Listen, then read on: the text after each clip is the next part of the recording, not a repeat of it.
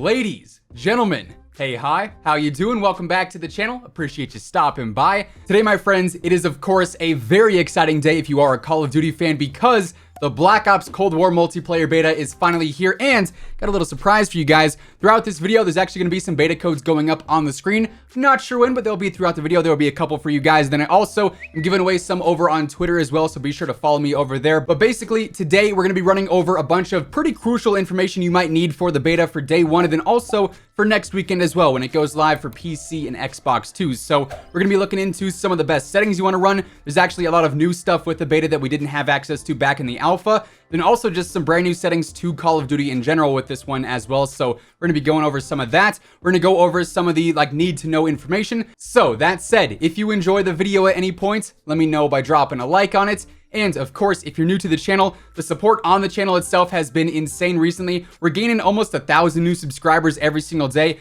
As you guys know, we are on the road to 600K before Cold War releases. So if you want to stay up to date with basically everything going on in the world of Call of Duty, feel free to hit that sub button, click that bell icon. That way you'll always know whenever I upload a new video.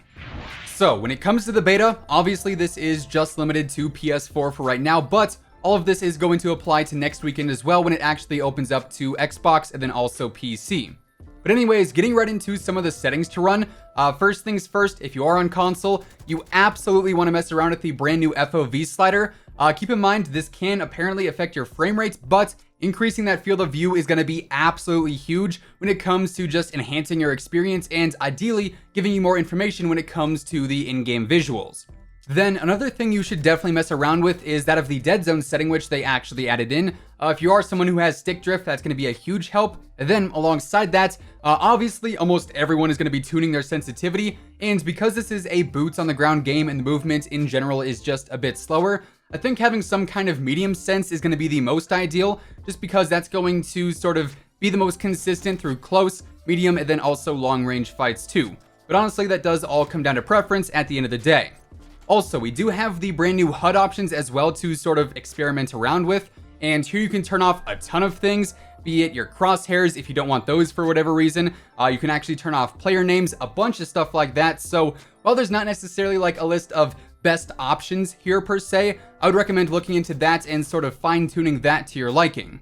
Now, the big thing with the beta right now is just how much stuff actually changed and how much stuff actually got updated from the alpha. And Treyarch ended up putting out a huge patch list of things they changed and things they updated. And so getting into this, like I said, we have a ton of stuff to go over, right? And starting with the movement here, they actually updated the animations for walking, jogging, and also sprinting. Then they also increased the acceleration when moving from a standstill. Now, for sprinting specifically, they actually changed up quite a bit, including the fact that they reduced and removed multiple sprint penalties, so you can actually capitalize on using the sprint to your advantage now. They also increased the time it takes to ramp down from maximum to minimum sprint speed. They adjusted the camera when sprinting, and they also disabled the field of view increase when sprinting, just to make it feel a bit smoother overall. Then for sliding, here they actually reduced the slide speed overall, which honestly is a bit weird. I didn't feel like it was that fast to begin with. But then in addition to that, they also increased the time a player needs to sprint before sliding. So in a sense, they kind of nerfed slide canceling. And then in addition to that, they also addressed an issue that allowed players to slide cancel even more. So basically just press F to pay respects for that movement meta. Now, when it comes to the weapons, they also ended up changing quite a bit here too. They actually ended up giving snipers aim assist for controllers. Yes, you heard that right. So basically, if you're in a lobby with anyone who is at least semi-decent with a sniper, expect them to take full advantage of that. And here, Treyarch said that this was sort of to combat the balance issues that they had with crossplay sniping between keyboard and mouse versus controller. Now, in the gunsmith, they actually added in a more detailed breakdown for all the attachment stats. For recoil and firing animations, they added in a new recoil system apparently. They reworked and also rebalanced all recoil systems, and they added in some new animations for all weapons as well. So a lot of quality of life improvements there. They also added a new rendering technology for ADSing, and they smoothed out those transitions. They made some general weapon tuning, including a nerf to the AK-74U, which was probably the best gun in the entire beta. They also increased the LMG ammo capacity as well, and then some. So basically there, they did even more weapon tuning, but didn't get into like the minute details. And then alongside the sniper rifle aim assist buff from earlier, they also adjusted the sniping feel overall. The sniper's glint now displays even better. They adjusted the ADS time on snipers, and all snipers now require higher hits for one-hit kills. So basically, they buffed the snipers in the sense of having better aim assist, but they nerfed it in the sense of them just being ridiculously powerful, so I'm kind of curious to see how exactly this is going to play out. Anyways, moving on, Treyarch also says they adjusted the visuals quite a bit.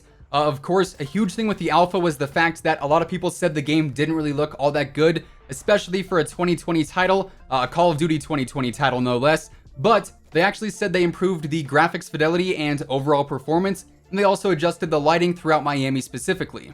The audio team also made several changes since the alpha, as the weapon sounds have now been improved, they added even more audio presets, they redesigned multiple weapon audio layers, and they adjusted reverb across all maps. For footsteps, there were also some very specific changes here. Crouching is now a near silent movement regardless of having ninja. The ADS crouch walking makes those footsteps even quieter too, so if you want to be super sneaky, you can go ahead and do that. While ninja is equipped, the audio for sprinting, jogging, and walking is now greatly reduced. I feel like that's definitely a much needed change, and ADS walking will also give you a sound decrease while you are using ninja. On top of that, the hit marker has also changed for audio when it comes to fatal and non-fatal hits. Score streak audio was also improved, the spy plane volume was reduced, and they actually tweaked the bullet crack system to stop some of those confusing sounds where basically you just can't tell where a shot's coming from.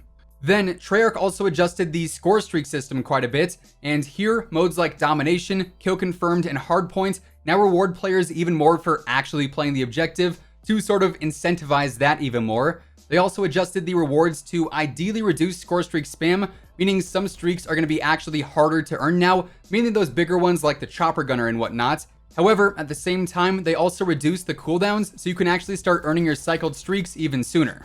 Now, Treyarch also messed with the spawn system even more, so now on Miami, the spawns in TDM and Kill Confirmed have actually been adjusted. They make getting back into the action a bit easier now. There's now also new spawn points, and other spawn points have been pulled in closer, and they adjusted the spawn logic as well.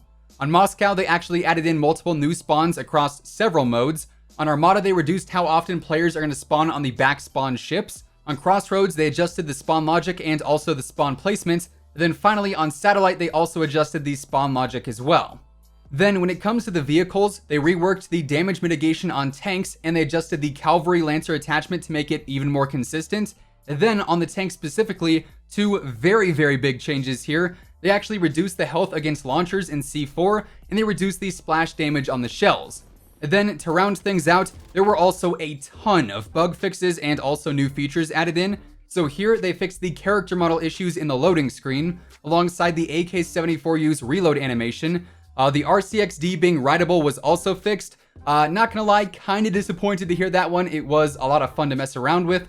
But anyways, the wake runners being flung off a spawn was also fixed. And they ended up fixing the motion blur resetting, a window on Moscow causing players to get stuck, multiple issues with mantling, moving before the match actually started was another pretty prominent one, so that's now fixed. So is weapons appearing invisible, incorrect stats on the scoreboard, and finally various stability issues too. They also adjusted the kill confirmed score limit and brought that down to 65 to make the matches end a bit sooner. They made it so you can now move your operator around during the whole pre-match countdown timer in the form of swapping weapons and looking around, so on and so forth. And of course, finally, you are going to be able to rank up during the beta as well through just natural XP progression, so your grind is going to function like it normally would as you level up to unlock new weapons and score streaks and field upgrades and all that stuff. So, like I said at the start, literally a ton of stuff was changed here.